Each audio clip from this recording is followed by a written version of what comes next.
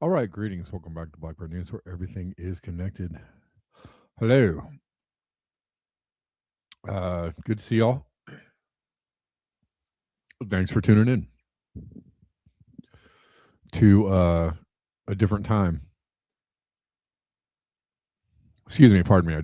I ate some hot sauce that I made. Woo. Used some of Bella's famous chocolate habaneros. Ho doggy. These things are cooking. All right. But glad you're back. It's or glad to be back, or good to see you. It's been a crazy, weird couple of days. We've had some extreme rain situations going on. And it's been absolutely bananas. I can't even tell you in the last, I'm really trying my best not to be crappy and angry about how terrible people are at driving their cars, but I've been behind at least, I don't know, 3 or 4 accidents in the last 2 days of people just going into the wall because they can't fucking figure out spatial awareness, and they don't understand physics and how their car doesn't defy physics because it's cool and new. And then, I feel sorry for them because what a shitty holiday to drive your car into a wall and have to, figure that whole thing out. It's crap, but yeah, it's just best to stay away, stay off the roads.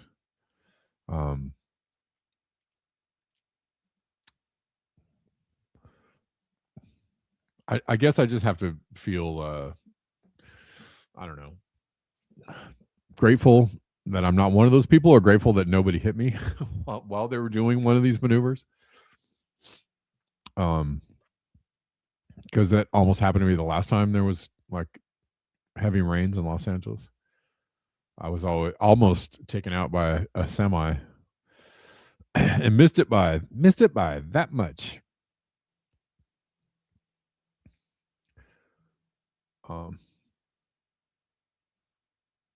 But just letting you know, it's treacherous as shit out there. I'm a professional driver. Sorry. And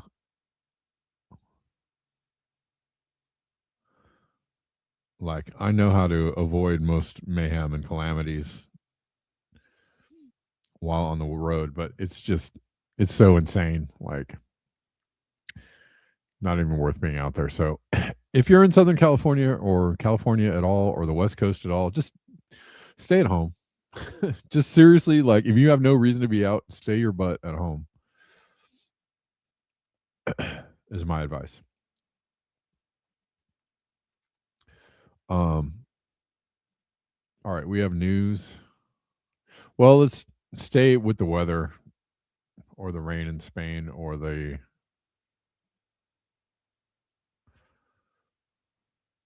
flames. Flame the lames. Where are we at?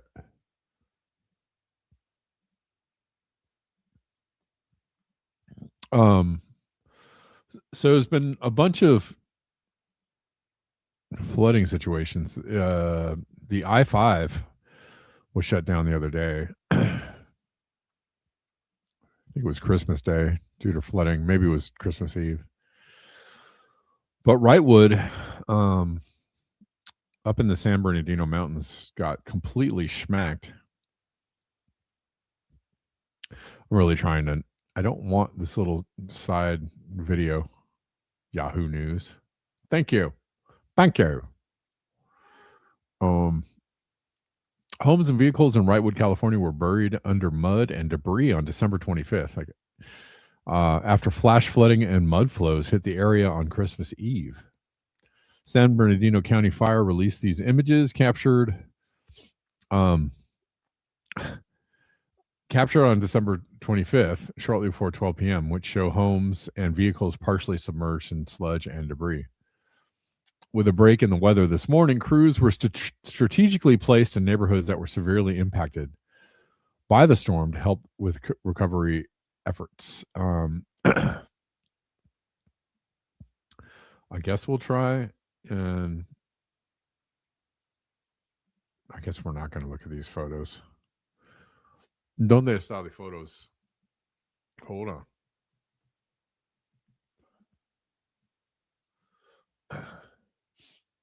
Here we go.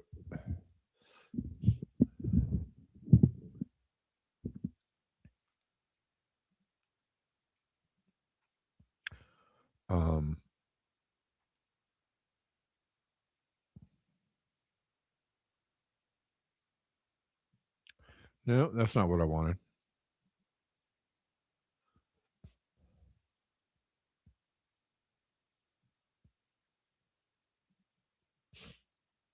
Some of the scenes looking like this.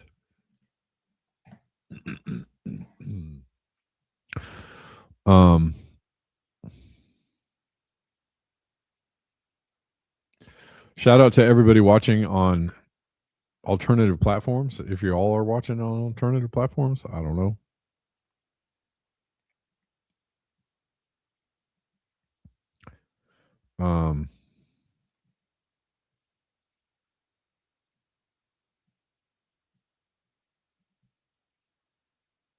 Yikes.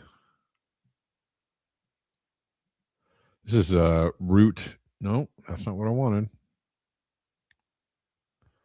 138 was washed out.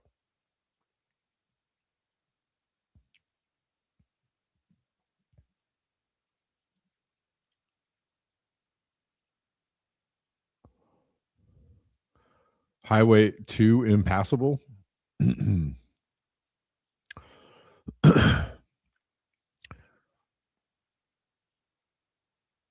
Oh, I'm not even going to get any video. They're not helping me, and I don't want to watch any ads, yo. Why? Why? Hold on. Okay. Look at this. It was posted by the San Bernardino County Fire Department. It shows heavy debris flow and flooding in the Wrightwood area. Highway 2 impassable. Homes in the immediate area are being evacuated. The battalion chief is requesting 3 additional engines, hand crews, a dozer, and swift water rescue teams as well. So a lot going on in the Wrightwood area right now. There's a lot going on in Altadena right now as well. And Mario Ramirez is live out there in that dangerous situation, right, for the burn scar areas we're talking about. Mario?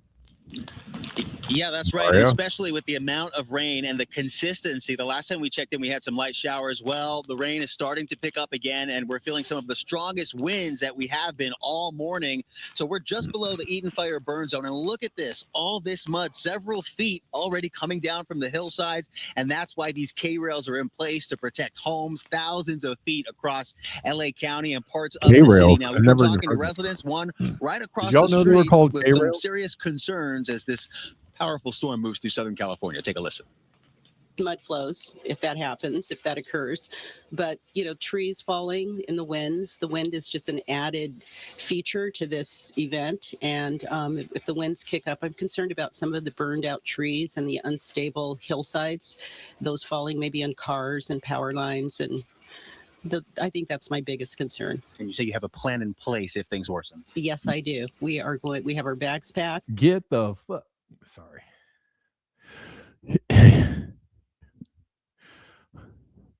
Exit. Stage left. Heavens to Murgatroyd. Anything involving massive chaotic amounts of water like that scare the hell out of me. Yeah, somebody was like, who did I see on? Someone on Substack was saying like California went from wildfires at the beginning of the year to massive flooding at the end of the year. So even if you live in the loveliest state in the land, you're not safe from extreme weather events. You know what I'm saying? And this is pretty much everybody's future, is dodging these things, trying to avoid getting slapped around by these things. As we definitely pass 1.5 and head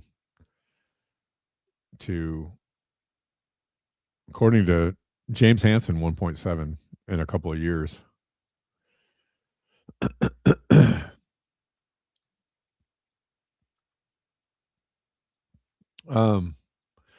And there's a lot more coming through tonight. So, yeah, tonight. I mean, they're saying that it's over or it's waning, but it is not. It is. Today has been some of the worst I've seen of it. But it's supposed to be over like pretty much now. 5 o'clock, it says it's the end of it. And then let's see, next week we get to start all over again. Next Thursday, looks like. We get another 4-day dump of rain next Thursday. So, yeah. Hopefully this is the end of it, and that'll be great because it's been kind of a mess. What is the Inland Empire? It's like San Bernardino County, Pomona, anything east of, I'd say, Claremont, maybe even Covina.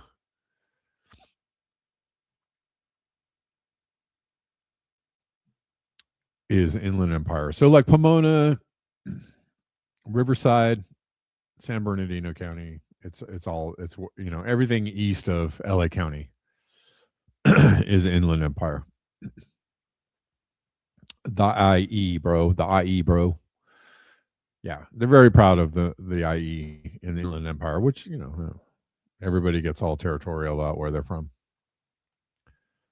I don't know why. It has nothing. You're just born there, but whatever. We won't go into that.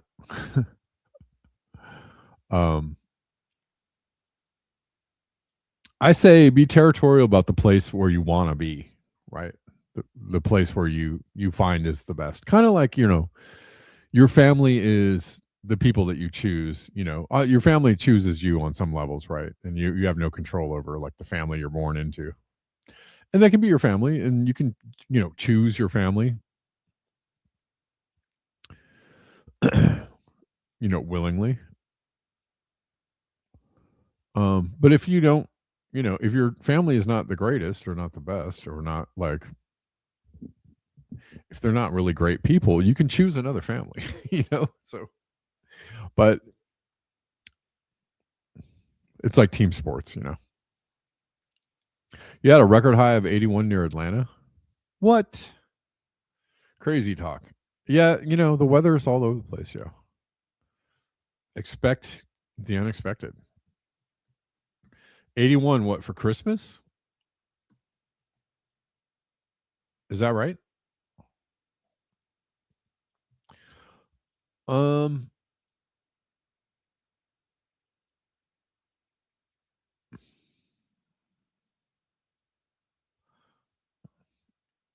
I see it was fairly warm out there today.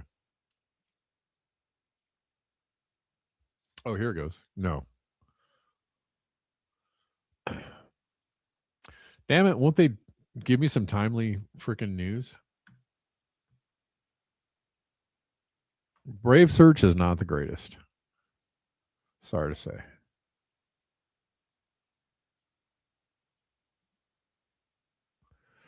Christmas Eve? Okay. If if I type in Atlanta 81 degrees, I should immediately get articles referencing the 81 degrees 2 days ago, not something from 3 years ago. Brave search. Hello, Brave. Get it together. Just asking you to get it together.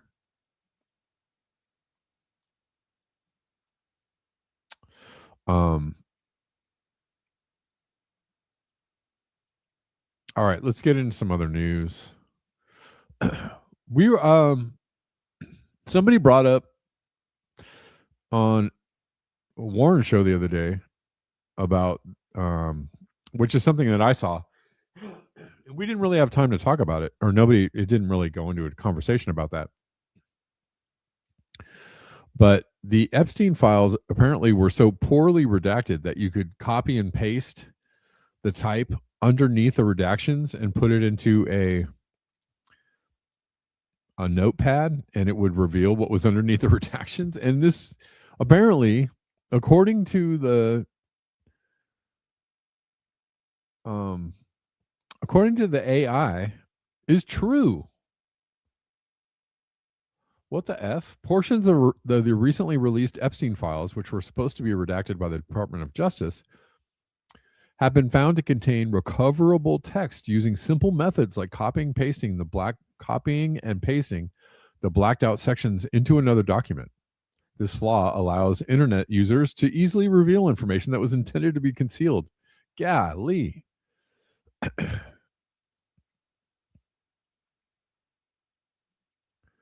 Has anybody been trying this? Has anybody found this to be true?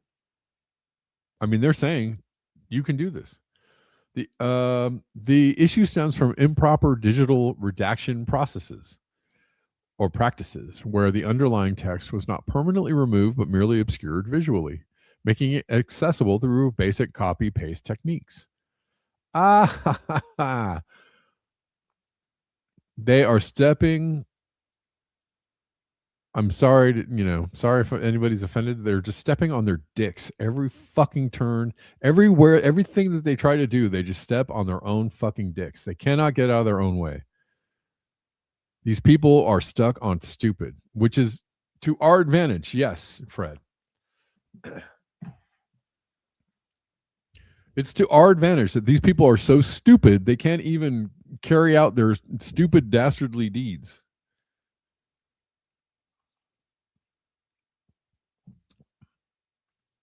It's one thing to be criminal. It's another to be criminally dumb.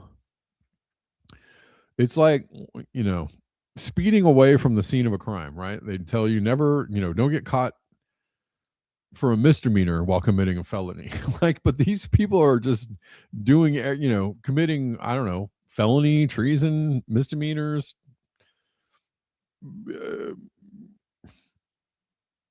everything in the book. They're committing everything in the book. Wayne the Pain says I was going to use the word stupid, but I'm trying to be nice. No, we're gonna use stupid as fuck. How about that?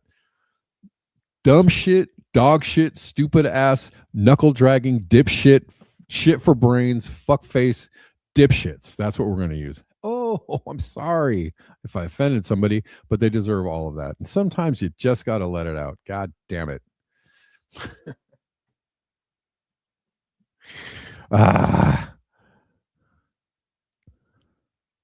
These absolute morons, these just pitiful excuses for fucking human beings, human fucking waste, garbage. Jesus fucking Christ. Retarded. Yes. What the actual fuck? These people are stupid. Okay, I've had enough. I've had my fun. Some of the unredacted content revealed details about financial transactions linked to Epstein's associates, including Darren K. Indike signing checks totaling over $400,000 to young female models and actresses between 2015 and 2019. Another disclosure involved a payment to an immigration lawyer allegedly involved in forced marriages among Epstein's victims. Whoa. Despite these revelations, major news outlets confirmed that the recovered text did not provide new evidence regarding former President Donald Trump's connections to Epstein, though his name appears hundreds of times in the documents. This is something else that I also heard was that there was no new, really new revealing information in this. But c'est la vie.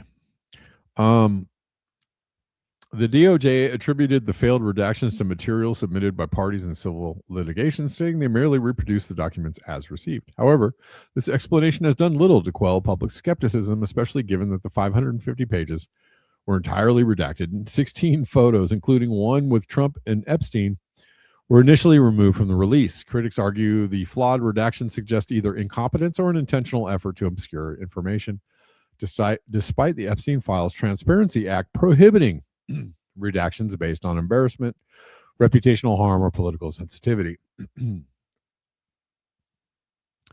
Again, committing more crimes in the failed release transparency around this. Criminal act after criminal act after criminal act after criminal act, and everybody's standing around like, well, that's bad. Like, nobody's like, hey, can we bring these fuckers up on charges? Hey, anybody is there a lawsuit happening? Is there a inquest happening? Is there a impeachment happening? Is there something happening? Democrats, I'm talking to you. You worthless maniacs. God damn it.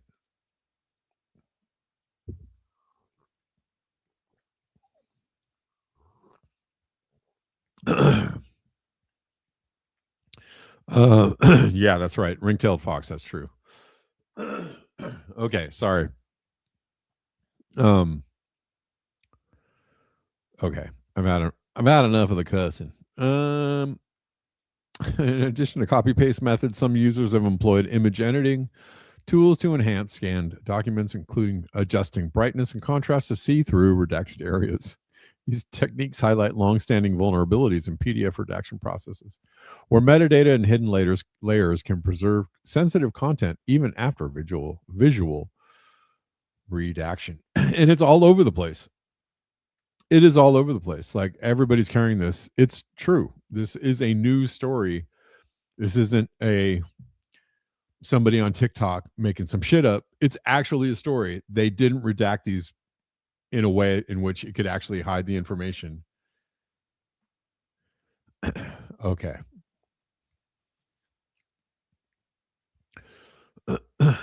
Excuse me. Let's look at The Guardian talking about the same thing. Unredacted text from released documents began circulating on social media on Monday evening. People examining documents released by the Department of Justice discovered some file redactions can be undone with Photoshop techniques. You don't even need Photoshop. You just need a notepad and a keyboard. Jesus.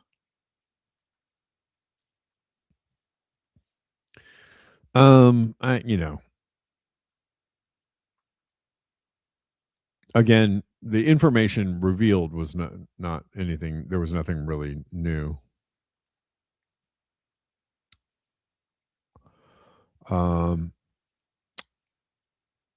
Other sections allege how Epstein's enterprise concealed crimes. Defendants also attempted to conceal their criminal sex trafficking and abuse conduct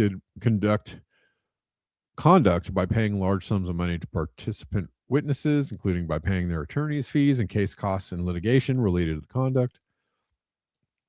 Epstein also threatened harm to victims and helped release damaging stories about them to damage their credibility when they tried to go public, etc., etc.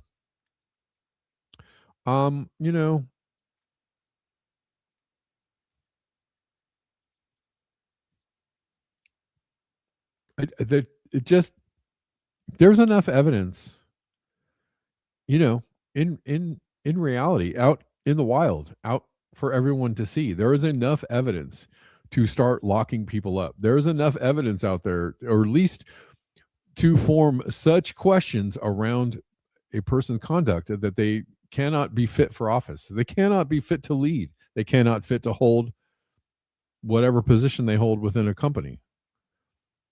These people should be out of jobs. At the very least, they should be in prison, actually, or tried for their crimes. But at the very least, they should be out of a job.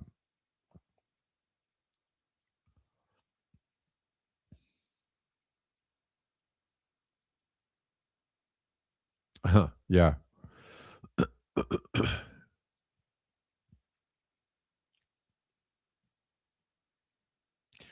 Fred says global warming impact is also 650 times greater than the average person in the U.S. What?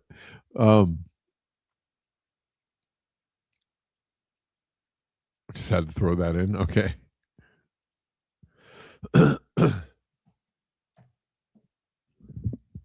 It's not a hack. You're right, Ringtail Fox. It's not. It's not a hack. Okay, let's move on. It's frustrating. Bad economic news. And somewhere out there, Malcolm has a really big smile on his face because of all the silver that he has accumulated. But first, we're going to talk about the bad.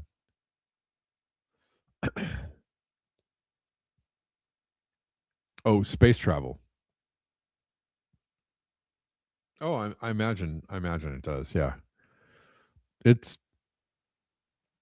feel like it's one of the dumber things we've participated in, but we must do it because humans must go forward. We must do the technology, no matter the cost to anything around us or even ourselves.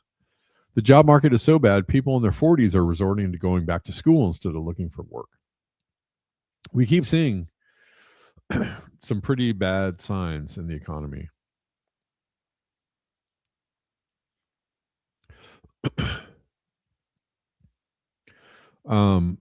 Some mid-career professionals are working with the cards they've been dealt with by going back to school. Many are turning to data analytics, cybersecurity, AI-focused courses, healthcare, MBA programs, or trade certifications for an immediate impact on their careers. Matantro, what? I don't know. Matantro is the name of a company. CEO Lacey Kalani told Lacey Kalani. None of that sounded real. The name of the company, nor did the CEO name sound real, but we'll go with it. Lacey Kalani told Fortune. Matantro is a job search engine I'm really confused about the name. The word taint is in Matantro. I'm just trying to point that out if you didn't hear it. Why?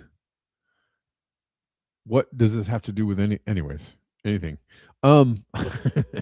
ain't good. I can tell you that much. The news, yeah. It is a job search engine with 2 million active users that runs on open source data, processing more than 600 million jobs in real time. We absolutely see this trend of adults going back to school accelerating, Kalani says, in combination with layoffs over the recent years, plus the rise of required AI skills. Experience is no longer enough. Kelsey Samet, an employment attorney with Kingsley Samet Employment Lawyers, says she's noticed people over the age of 40 going back to grad school or earning certifications. While it's not necessarily a completely new phenomenon, it's becoming more frequent now that the job market is in the pits. Still, Zamet sees very consistent reasons for people considering higher education at a later stage in life. Some believe they plateaued in their career. Education isn't the only option. Others have been affected by layoffs, and there are some who have simply become burned out with work and want a meaningful profession. Then, too, come life circumstances. Some people have fewer responsibilities, better financial security, blah, blah, blah, blah. She's seeing more people pivot out of dying industries.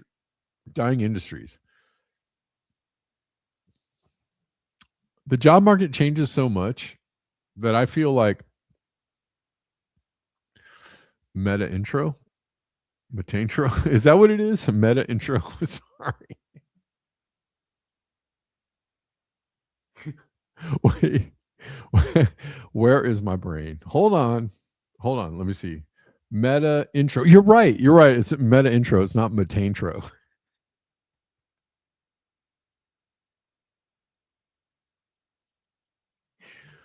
But it is in there. I'm not wrong. Okay.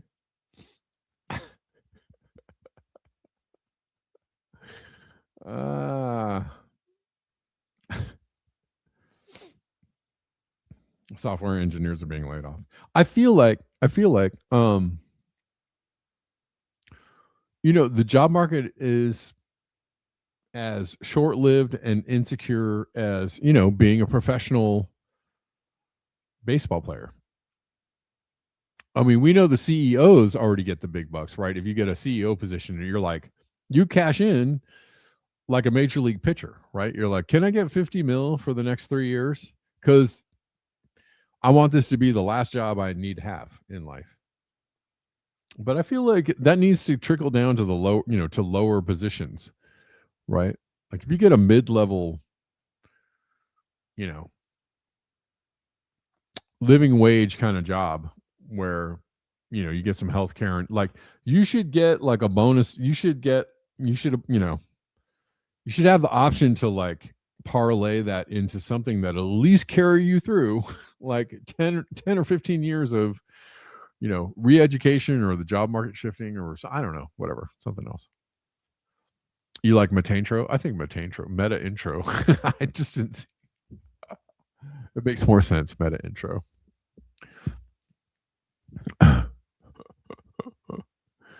Dang, misbehaving.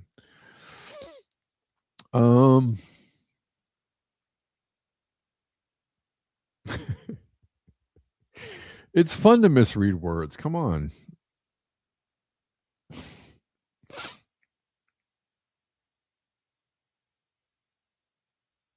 Super tech developers want to invest in STD? Yes.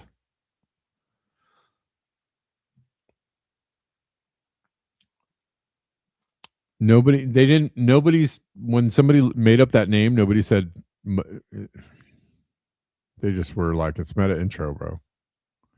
Okay. Anyways, let's move on. We know the economy's bad. But by gosh, silver and gold are going absolutely ham. And this kind of goes beyond like, even if you don't care about the price of silver and gold, or if you don't care about investments or anything like that, it's actually news very freaking newsworthy that silver and gold have gone up as much as they've gone up in literally a month. Like silver has gained almost 30% in price in like 3 weeks, which is not even 3 weeks, 2 weeks. Absolutely bonkers. And it's significant. It means something. It is significant that silver and gold have gone up that much in price. The significance is that the dollar, people don't have faith in the dollar anymore and are very worried about the economy. Right? Like that is just a basic synopsis for the situation, which is, everybody's piling into gold and silver while Bitcoin goes down and other, and they're doing their usual, whatever 70% retracement bullshit that cryptos do. But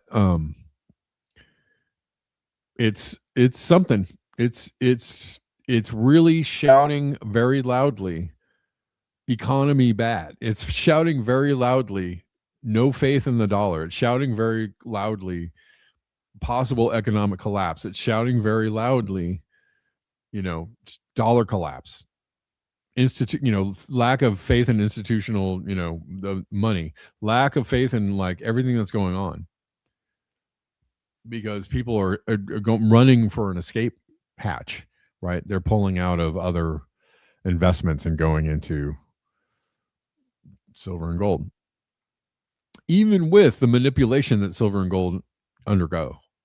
It's pretty wild.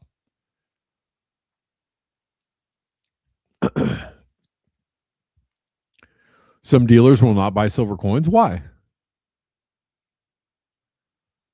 Why would they not buy a silver coin? Do they think it's going to crash? Do they think it's overextended? I mean, I guess I could see that. I don't know.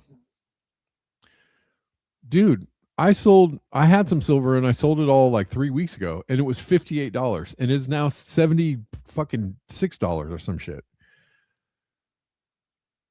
It was 75 this morning, 76, and now it's 79. It's $80 freaking dollars. Dude, I know I sound a little bit excited, but it's like, it's insane that it has gone up over $20 in 2 weeks. Silver, like that is significant. That is a significant freaking move. That if you want an economic indicator that can tell you like, hey, something big is going on, that's it. That is fucking it. Pay attention. Pay attention right now. I don't know why they wouldn't take silver, because I don't know. That doesn't really make a lot of sense to me. I would think people are piling into silver. I mean, maybe if you're just like looking at it from a trader perspective, you want to wait until it goes down a little bit and buy it. But it's gone up $20 in the last 2 weeks, and if people start really racing for the exits, like if something significant happens in 2026, might it not just go up? I don't know. How's water doing? That's a good question. Gold is also very expensive. Gold is at 5,400, and we want to do a quick look at where it was in the beginning of the year. Hold on. I mean, 6 months ago.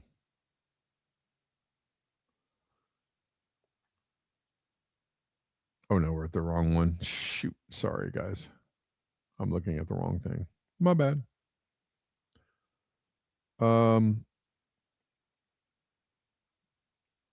It was, $1,000 less. So it's gone up $1,000 in 6 months. But a year ago, it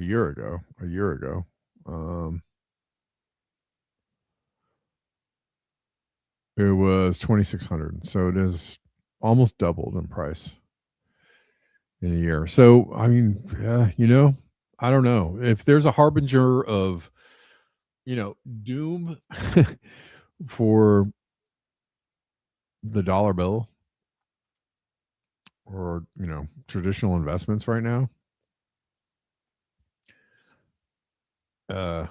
And I'm following this guy who is just doing a lot of good reporting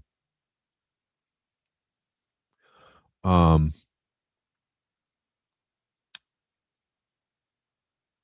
what's going on financially, and the fact that they're pumping money into the repo markets right now is a bad sign. Anyways, silver price is scary. It's insane, dude. $80 $80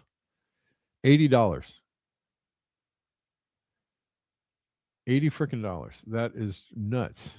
Okay, anyways, we'll get off that.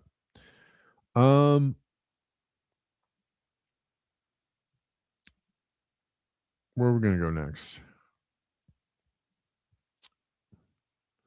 Canada aired the CCOT documentary that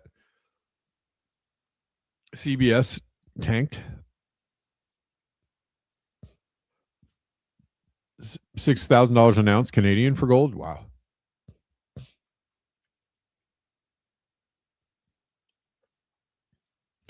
Creative says, I'm not buying silver until the crash next month. Okay.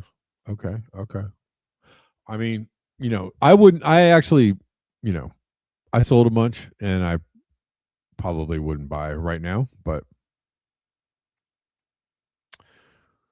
the FOMO kind of gets you once in a while because if you see how fast it's going up, you're like, hey, ring-tailed, I held for 28 years. I can hold for 28 more. Well,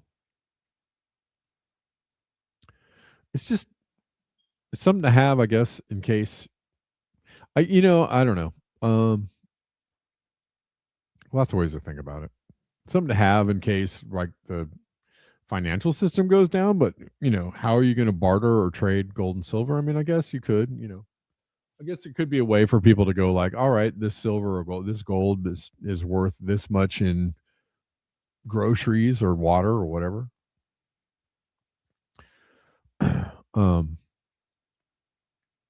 But even though it's like what people call, sound money or sound money, even gold and silver are constructs, right? Even the value of gold and silver, just like money, just like crypto, it's all a construct. It's all what somebody decides it's worth. So, what happened during the Depression, right? Remember, they devalued, I think, gold and silver, and they set a price on it, and then they forced everybody to sell it to the government. So that could happen. Like, what if Trump came out tomorrow and said, like, yeah, we're gonna, we'll cash in, you're gonna have to cash in your gold and your silver if you hold any. Like, we're not going to allow you to hold physical gold and silver anymore. So you're going to have to cash it in. We'll give you, $3,000 an ounce or whatever for gold, under penalty of going to CCOT, right? Like, they could do that, and then your investment isn't shit, right? Because they can do whatever they want to do. They can come steal it from you if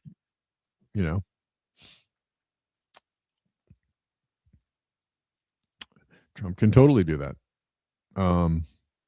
So yeah, it's all a construct. It's all just something that somebody made up the value of.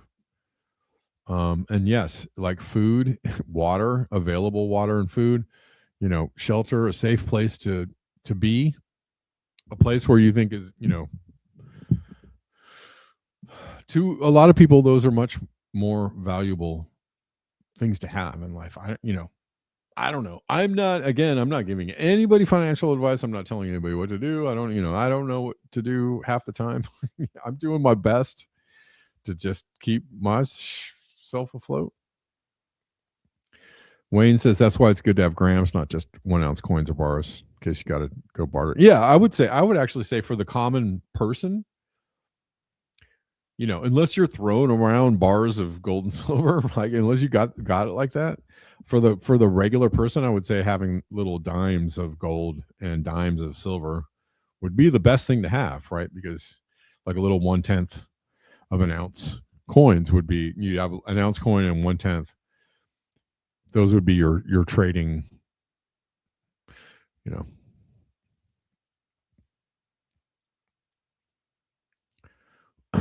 small coins, no bars. Yep. Bars. So yeah, so they aired in Canada the CCOT documentary. I mean, basically they're just saying like they're deporting people with no process and they're being tortured. Like, and also not new news. And it's interesting to me that everybody knows this is going on. And I mean, they killed the story. I mean, the fact that the story is killed is actually rather newsworthy, because it's the control of literally the top down, heavy-handed control, authoritarian control of the government over the news stations to air or not air certain stories which are damaging to the people in charge.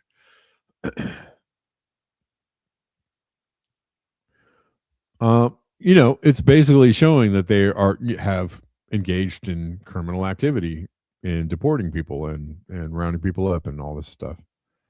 I just heard that 6 CCOT men can form the basis of a class action lawsuit against the administration for denying these men their right to due process, et cetera, et cetera. I mean, it's good that they showed it. I just don't know, what is the upshot from it? Are people going to go, hey, that's illegal, stop doing that? Or are they going to be like, man, that sucks? What are we going to do?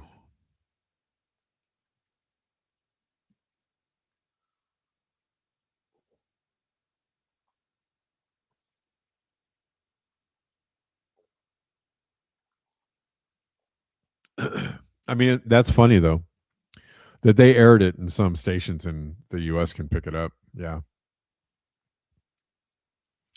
Yep.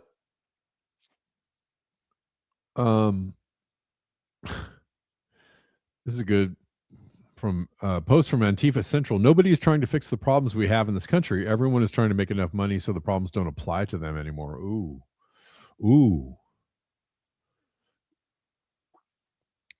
The problem with that is that as time goes on, as things go forward, it'll be a lot less easy to be one of those people that have enough money so that the problems don't apply to them anymore. And eventually, like, they'll just take your money away. Right?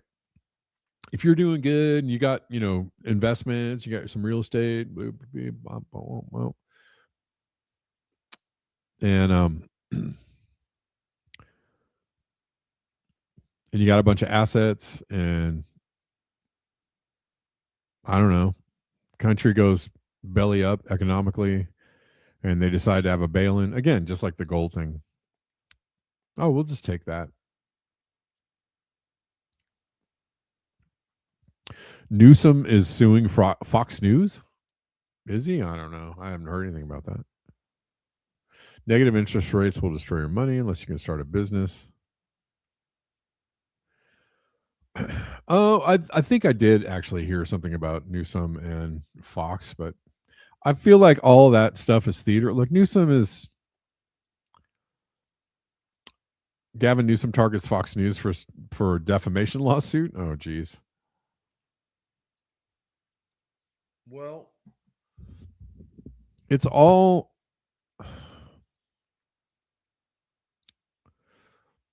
Newsom is part of the court, the court jesters, and they're doing the theater. They're all, I don't freaking like Newsom. I don't trust Newsom. I don't want Newsom anywhere near the presidency as much as I don't want Trump near the presidency. The problem is that Newsom will be well spoken enough so that people are like, "All right, finally some some respectability in politics again. This is great." Like, dude, that's not enough. You'll get respectable sounding corruption is what you'll get. You'll get the same thing,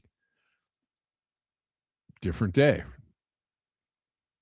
You'll get, Obama 2 or Obama 3 or Obama 4.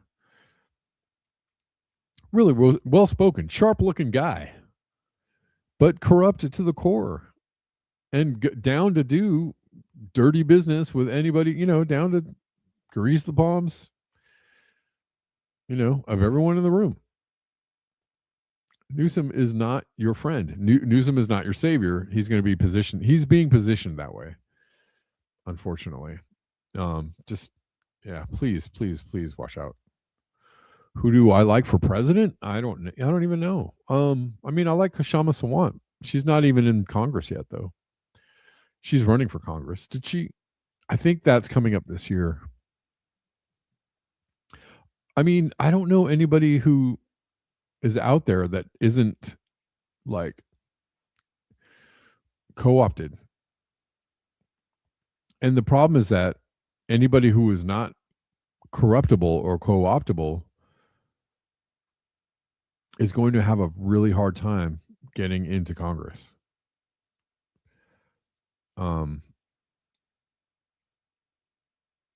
Anyways, I don't know. There's probably people I like for president out there. How do we get somebody into office who's actually not on the payroll of Moloch or whoever, right? Great. RFK said he would fix our food system, but he wants to fix Israel first. Yeah.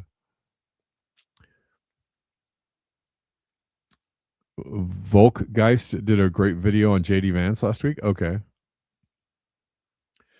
Yeah, they seem to be, positioning him to take over from Trump, right? Scary as that is.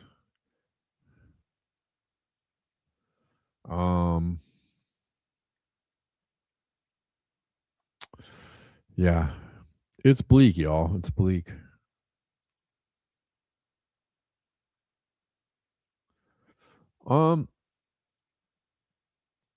Well, before we get out of here, very quickly, let's look at this from Lee Camp. It's been a little while since we heard from Lee Camp. You would vote for Hedges, but maybe he would never run. I don't think he will run. You'd have to be squeaky clean, like Ned Flanders clean, and then if they can't find any dirt on you, make shit up. People, of course, they're going to make. Dude, if you were squeaky clean, they would put something on your computer, with implications about you. And you would be like, how the hell did that get there? And as the FBI is busting through your door going, give me that computer. And you'd be like, it's really easy to do that stuff to people. They did it to Julian Assange. They do it to so many people. Don't TFI Hedges. Hedges, yeah.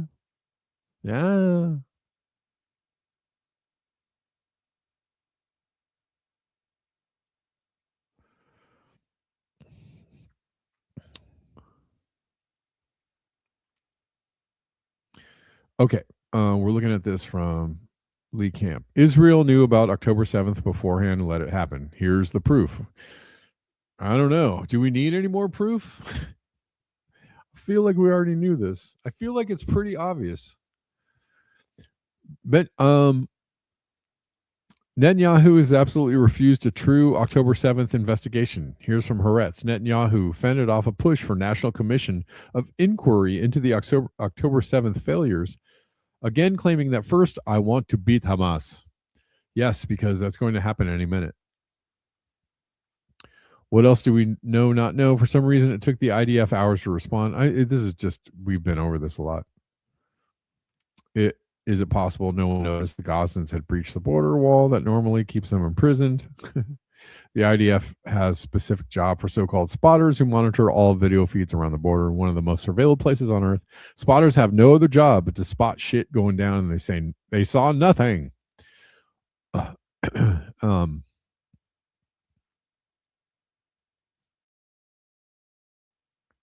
As Haaretz reported, the parents of the spotters who had been killed on October 7th met with Netanyahu. The parents told Netanyahu about how their daughters had warned repeatedly of a Hamas invasion. A mother said her daughter told her there's going to be an invasion. When did she tell you that? Netanyahu asked. And the mother replied, during the time she was there. She said it was several times. In fact, another woman said for a month they were telling us every day it's trouble. The Hamas keep training. The prime minister asked her, they told you that? Netanyahu can't believe that there was foreknowledge of October 7th. He's as surprised as Beyonce when she won her 35th Grammy. One of the few surviving spotters, Captain Amit Yaru Shalmi, testified, I saw a training session. Sometimes it was even once or twice a month. Some serious training. Later, it started to be once a week. Whoa. And even several times a day. We reported everything. We sat there for 2 years. Apparently, Hamas practiced invading Israel in clear view of the IDF more than Steph Curry practices three-pointers or Stephen Miller practices his 1,000-yard I've had dogs lick peanut butter off my junk stare. What? Yet the Israeli government and the mainstream media want you to believe it's a security and intelligence failure, just like what was that? Just like what was that other thing? Oh, 9/11. Yeah.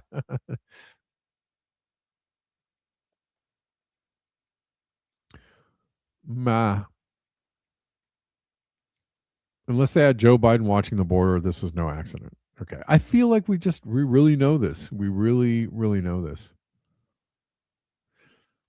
And again, we have so much evidence that they already knew this is going to happen. So it's not about finding more evidence of this or knowing conclusively that they knew. We know that they knew. We know that they arranged it. We know it was a false flag. We know it was set up from the get-go. They meant for it to happen. Yada, yada, yada. It's what are you going to do about it? What does it mean? All right. Anyways. If you want to read it, it's over on Lee Camp's page on Substack. If you want to get all the super fine details about who knew what and when, I feel like, okay. None of it is going to be surprising. None of it. All right, guys. I think that about does it for me. If you like this program, if you like this news channel coming to you, for right now, a couple times a week, you like hanging out here, you like the information you get here, you like the general vibes of the whole thing, and you want to support, there are ways to support down in the description box of whatever channel you're watching on. You can support over on Substack too, or Patreon. So many ways. Thanks, Lou, for your donation as usual. And I think, was it Reflect the Sun bought me some coffees the other day? Thank you, Reflect the Sun. I appreciate it.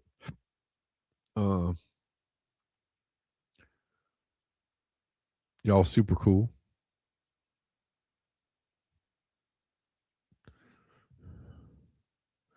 And I will see you guys on Monday. We'll be back on Monday. Next week, same schedule because New Year's Day is on. Well, maybe I'll do a show on New Year's Day. I think I can do a show on New Year's Day. That's possible. Next week, maybe we'll go back to the old schedule of Monday, Thursday for the old new schedule.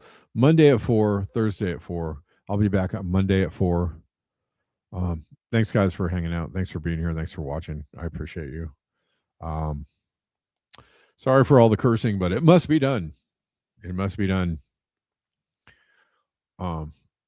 if not for just general catharsis, for crying out loud. Thanks, y'all. Enjoy the weekend. Hope everybody had a good Christmas. And I'll see you on the flip. And until next time,